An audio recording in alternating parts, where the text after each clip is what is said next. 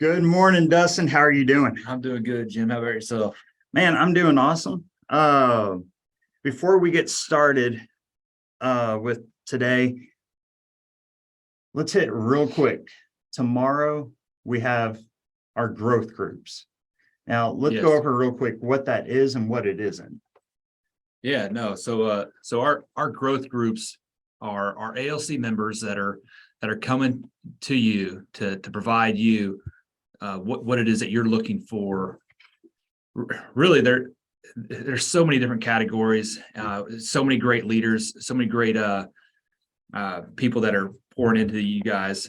So you have your growth groups as far as like you have land, so Valerie Baum is going to be hitting that up, and she's going to be talking about all things land. And if you're interested in just kind of like tapping into the land division and really trying to just know a little bit more about it, this is a great opportunity for you to come and bring your questions. Is how do I get started in land? What does that look like? How do I find a lead, a buyer lead, and really how do I really tap into this area that I may not know about, or I know about it, but I just wanted to know more. So for all different levels, and that's just one example for land. Yeah.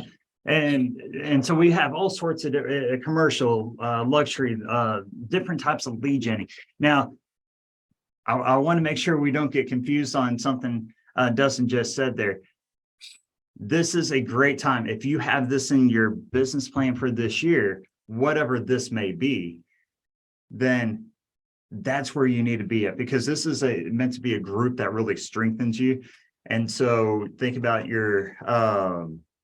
think about it as a mastermind, right? It's not a class. It's 35 minutes of what are we doing? What are we having success with? And really staying in real time with the market, right?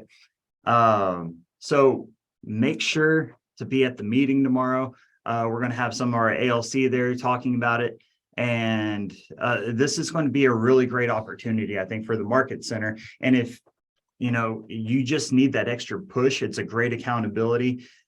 And if you're looking at growing, and even if you haven't quite dipped your toe in, if you want to come, but it's interactive, right? It is here's the charge for the week. This is what we're doing. And you go out and do it. All right. This is meant for everybody to be successful and grow. Yeah. There should be a group for everyone, so, and multiple groups at that too, so don't just think about one, think about how many groups you can be involved in. Absolutely. All right. So let's dive into the numbers. Let me get my screen. All right. So popping over here to Rockwall.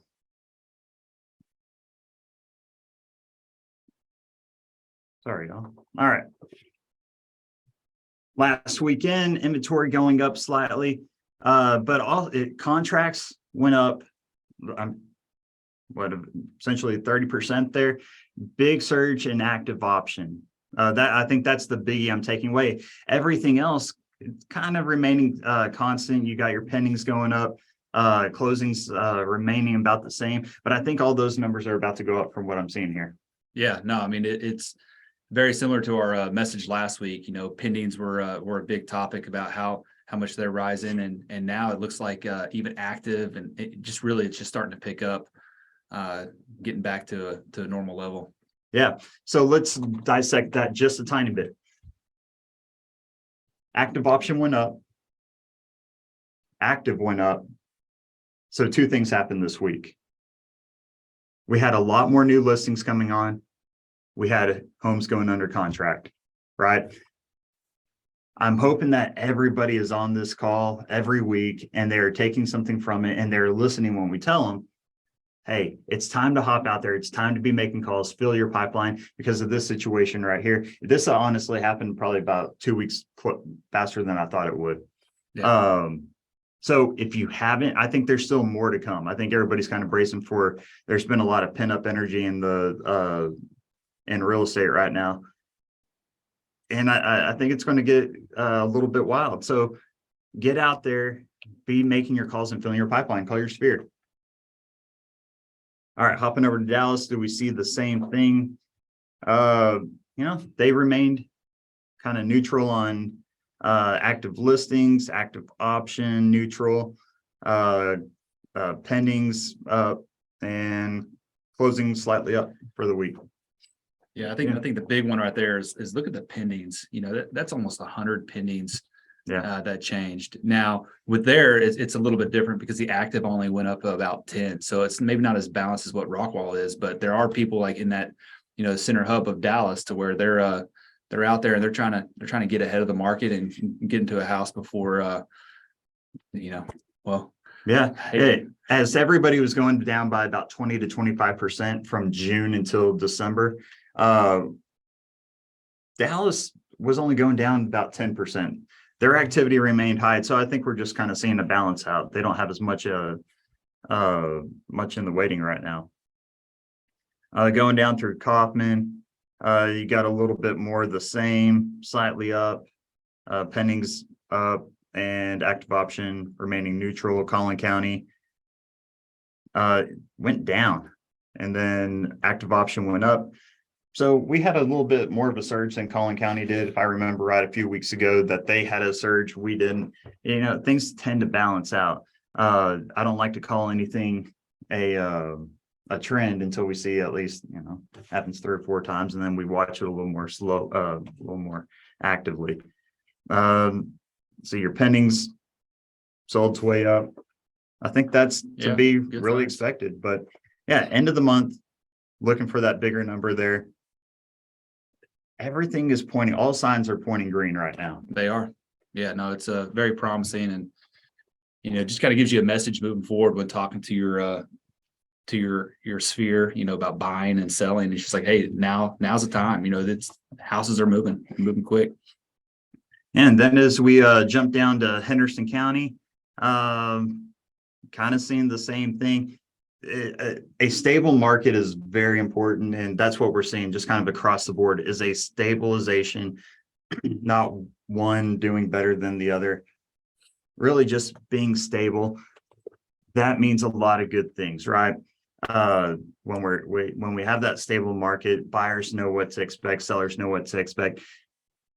But if you're going on a listing appointment today, sometime this week, be able to tell the seller this right here, right? We saw a 30% uptick in our listings. We saw active option go up by, let me pop back over here. What was that? About 30% there. I said 30 here. That's about 10% up. And so you've got increase in listings. You've got increase. So you have more competition getting out there. You have buyers that are out there taking it up. That. Why not you? Yeah. Why not you? Yeah, absolutely. If you have that buyer, now's the time to get out there before it gets too crazy. If they want to avoid multiple offers, those are coming. They're not dead. All right. So let's do a little local news real quick. Developers breaking ground on a business park in Rockwall, huge logistics center, 315,000 square feet. This is a speculative build. We don't know who's going in. They're just building it because there's that much demand for it. I took a couple things away from that. What did you see there, Dustin? With this one, it's just the growth that we're seeing just around the Metroplex in general too. Dallas, Rockwall, Forney hit this pretty big last year, but we're leading the country right now in industrial space development. Yeah, and that's a positive sign. When you think about the new people that are coming in, and just again the opportunity that's coming here as far as with more people that are going to be looking, more people are going to be moving in. And the demand is still there for someone to really capitalize on it. Yeah. And Forney, you said that had 2 1 million square foot speculative builds, nobody going in, 1 million square feet each. That's insane. But that also tells me the amount of growth and the amount of traffic that's going to be going through Forney, through Rockwall. Anytime we start seeing these cities that are right next to each other experience this type of growth, you're going to have that spillover. You're going to have one pushing out. So I think when you look at Rockwall, and we've seen it a lot in Lancaster has a lot of these uh, going up north. I mean, everywhere we're just seeing this commercial being built. And now we're just starting to see speculative builds in Rockwall. Ton of new people that are about to come in, a lot of growth opportunity. And I think the big question you ask yourself here is, where do you see the future growth? Right? What does Gary say? Buy land, buy dirt, Buy dirt. buy dirt. It only keeps pushing further out, right? If this becomes a hub, it allows somebody to not necessarily live in Rockwall, but to push out. And it's a great point, just kind of going back even to our growth committees. It's better to prepare for it than be behind it. So if you're thinking about tapping into the commercial or land, this is a great opportunity for you to get plugged into those growth groups to really get ahead of it rather than look like a fool while you're trying to go through the process of it. Yeah, no, absolutely. And we all see things differently through a different lens, right? That's why I think masterminds are so powerful, and these groups have such a opportunity to be powerful if you have open and honest discussion. But I'm telling you, if you have thought about land, you have built some sort of land business plan, man, this could be a great year for you to kind of take off. All right. We talked about this a little last week, and this isn't going away. This is only going to blow up more. And it may not just be this company, but it's going to be a ton of other companies out there too, right? Chat GPT. Have you hopped on it? Every time I've gone on to the OpenAI Chat GPT, it keeps on saying that it's just bogged down. Like I don't think I've actually gotten onto this particular website, but just like you said, there's other ways to get onto it, and so don't get discouraged. You got to find a different avenue. I think Canva. There's an option in Canva that I've seen that you can go type like magic write, and you can type in the specs of a house, and it'll write up your description for you, and it's just amazing. But yeah, no, and what I took most from this article is just the leverage piece that you can have going into your business on. Sometimes it took me 30, 45 minutes just to write up and reread, the property description. This is literally taking seconds. Yeah. So what was it? Thursday? I hopped on here. I didn't, because same thing. It was bogged down, couldn't get in, but I knew somebody that was. I sent over the information for a listing I had going in, and just said, hey, I need you. Let's see what it spits out. My seller had already told me, I'm really excited to see the new property description. Like, great. I'm not a great writer. And so I threw it into this thing, and it came out. It was amazing. And it did it in seconds. And that is not my wheelhouse. And so I sent everything over to him. I had to edit it and even this article talks about it's not perfect, and it's not. There's no pool, but it picked up pool in some of the listing information I had. And so it added in sparkling pool. So I just deleted it out. But again, it's not perfect. So you have to double check it, but that's fine. The fact of the matter is, like you said, instead of spending any time on it, I spent seconds, and I had something beautiful. My seller called me and asked me, he's like, man, that was really good. He's like, it was a little hokey, but man, it like, for the property description, like, it was great. And I laughed and I said, all right, can I tell you something? He goes, oh, you didn't write it, did you? I said, no, but nobody else did either. I had a robot write it. He goes, oh my gosh, his mind was blown on it.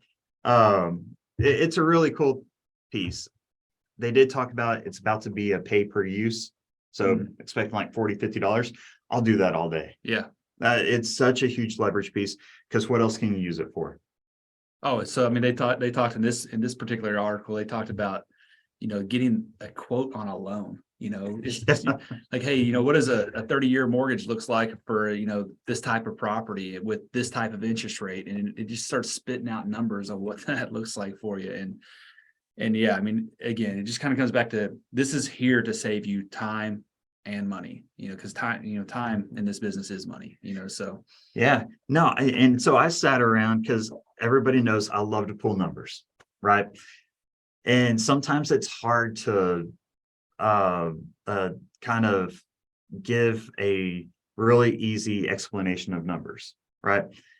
And so that's kind of how I plan on using this once I can really hop in, is write me a blog, write me a video script write me a script for a 60-second video that I can easily explain these numbers. The example that we did last time, the guy did exactly that. If you watch that video, why not do it for videos, for blogs, for newsletters? There are so many things that we can have this thing do for us and buy back time. When we talk about time as a resource, and if you had an extra hour every day, extra hour doing lead gen equals about 10 to 12 transactions. So if I spent $50 a month on this and I had 10 transactions, that's good ROI. Sure is. Yeah. No, I really like how you talked about the video side of it too, and one of the things about going on videos, sometimes it's like, what do I go on this video and say? Now I have to write something that's going to, pertain to this, and then you're like, well, how do I start it out? What do I say? And, sometimes that's just a fear, and just to know that you can literally in seconds just say, hey, give me something to talk about on this subject. Then you can literally have a script for you to just read off and be in front of your audience and be on a video. So. Yeah, I'll tell you guys one more thing I thought about on this.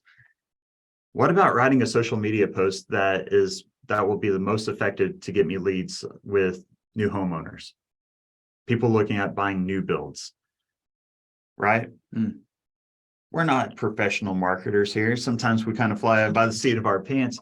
If we can have something like this that we're utilizing, write our ads, man, I'm telling you, this has a lot of power to it. So be watching it, be paying attention when you can get in there. I think it's going to be a real game changer, and there will be more like this soon. Number one opportunity for listings in 2023. Not groundbreaking. No, I did like this article though. And the one thing I really liked about it, I feel like I could talk about 30 minutes on this article alone. So I would still recommend going in there and reading it. But it really just talks about the number one opportunity to get for your listings is actually hitting the expireds really hard. And and then as they expire, like, that seller who was wanting to sell at one point in time, it breaks it down. He's only got 4 options, and I wrote them down. He can relist it, he can remove it, he can try to do a FSBO, or he can use a second agent. And the opportunity there is be the second agent. Be the professional that goes in there. He's going to be more open to opportunity now because he's already sat on the market for roughly 6 months and they didn't sell. So, and if he's still saying, hey, I want to sell my property, he's probably going to just listen to you more and just realize that, like, hey, my first agent said that we were going to get this much, he didn't deliver, and then if you go in there and like, those numbers never supported it, or your house needs this in order to sell more effectively, then you have a real opportunity to go in there and just showcase your professionalism in the market. Yeah. How many times have we walked into a listing where and we get a call, or we don't even get there because the seller called and said, hey, I had somebody else come yesterday, and I'm just going to go with them, because they blew them away with such a big number. And a lot of time agents, they think that, well, if I can just get the listing, I'll get them to reduce later. Not the case. That's why sometimes it's better to be number 2. You just wait in the wings and be patient. I really did think about this. Why don't we call expireds? If you don't have a big enough sphere, or you don't have any listings, you're trying to get traction, why don't we call expireds, right? And a lot of times it's because we don't know what to say or do. And so again, growth groups, because there is one for that. I believe Lisa Rhodes doing scripts, conversations. Conversations, not scripts. Yeah, absolutely. And so being able to pop in there, so whenever you do talk to an expired, you can start rattling off questions like, so what type of feedback did you get? Because not a lot of agents give feedback because we just came out of a market where it wasn't necessary to get feedback because you had 50 showings in the first weekend and you had 20 offers. So feedback is so important right now. So asking them, what was your feedback like? They tell you no. Well, let me tell you, one of the things I really strive to do is give timely feedback. And sometimes, we don't get it from the other agent and you go down that script, right? There's so many things, looking at their pictures, asking them, how were your open houses? Did you like your photos that the agent took? What type of videos did the agent do? And you're building your value. And in a very easy, well, I didn't get those things. Those are all just standard services of mine. Yeah. Right. Easy conversation to have. And those are some great questions. And when it comes down to it, they dove into just being the professional, as far as a lot of agents got into the industry over the last couple of years and, listing houses, selling houses and giving this false security that they are the right agent for this listing, their clients. But in reality, they were lacking, professionalism or the details and really understanding like why this person wants to sell, what are their motives, what's their needs. But be professional. Like we are surrounded by the best agents around. And if you have a question about anything, we are here for you. And just ask and we will help, come up with scripts and things to talk about in the sale to give you the confidence that you need going into that presentation as well. Yeah, absolutely. And as we go into the next one, it kind of rolls off of what we are just talking about. Mark King, our great president, love Mark King. What are the 3 things that we should do in a shift market? The first 2 things I loved, they revolved around our finances. Mm-hmm. Get out of debt, pay down debt. If you were able to do that over the last couple of years, you're so far ahead because it allows you to do point number 3. Point number 2, though, build a budget. Yep. Right. So on build a budget, and this one's key. I thought, because yes, get out of debt, build a budget. What does that look like? But don't just build a budget for your personal needs. Yeah. Build a budget for your business needs and make sure that you're understanding both. And yeah, because if you're out of debt and you're building a budget, that's then giving you more leverage of what you can and cannot do to make sure that you don't go in a position to where you need something. Yeah. You planned for it to happen a certain way. Yeah, absolutely. I heard, I can't remember which one of the guys it was, they're kind of a 3-headed hydra between Gary and Mark and Jason. But one of them said, this is probably not the year to go take your luxury vacation because of this right here. You should have that budget, right? And then why should we be out of debt? So we can build passive income. And I want to plug 2 things here that we're about to start doing. One is after family reunion, we're going to come back and we're going to do a 6-part series of shifting market and working through that. So as we have these growth groups, we're also going to have a shifting market class, right? 6 classes, 6 weeks, nice and easy. And then coming soon, we have a wealth building committee that we are in the works on trying to build up. And it's going to be exactly for this, to help agents in our brokerage build passive income. There's a lot of big ways we can do this. If you think to yourself, well, I am out of debt, I don't have a lot saved up, that's fine. This will be for you. So if you are interested, let one of us know. We're going to get you plugged into that and start talking about what that's going to look like. Probably start rolling that out going through the summer, coming out of the summer, because again, we want to make sure we do it right and we have the building blocks there. Yeah, I would just real quick. I saw it said only 8% actually own rental properties in the industry as far as agents. I immediately thought, where do we stand in that? Yeah. Where's KW Rockwall stand in that? Where does KW Cedar Creek Lake Properties stand in that? And just kind of get you thinking on a different level as far as like, let's grow that, and it's so yeah, it pumped me up seeing that. And then stop and look. I wrote down a couple of things and I just had to look at the time, make sure I'm not going to. I wrote down, it says stop and look, lean in, run toward the sound of chaos. As everybody else is panicking, run toward it, Yeah. lean into your business, and you're gonna. All I'm seeing is just really just positive information with these slides. Yeah, going I'm forward. glad you said that, because immediately when he said, don't panic, I thought to myself, yeah, sometimes you got to find the opportunity when everybody else is panicking, and just kind of take a deep breath, analyze the situation, because sometimes when there's a fire, it's actually wintertime and that's going to warm me up, right? Yep. All right. Hey, I do want to just hit on this real quick. We're right at the end here, but this is a great article. Get in there, read it. But it's about D.R. Horton looking at how it views the market going into the spring, and it's everything that we've been talking about, right? Spring's going to be heating up. They're already planning on putting homes on the ground again, starting March, April-ish. And this is a company that just kind of across the board just shed $60,000, $50,000 off a lot of their listings, offered 5% commission, offered a washer, dryer, and a refrigerator. They're offering the world right now, but they're like, no, but this is actually going to be a great market. And I believe them, Yeah. right? Everything points up. You got pent-up demand. Cancellations are going down. Your credit markets are stabilizing. There's so many great things that are happening right now that we need to pay attention. This is a big leader. They've been around forever and they've grown tremendously, no matter what you think of them. We got to watch what they're doing. Yep. Absolutely. So, Dustin, right at the end, what's our takeaway today? Yeah. No. So what do we do this week?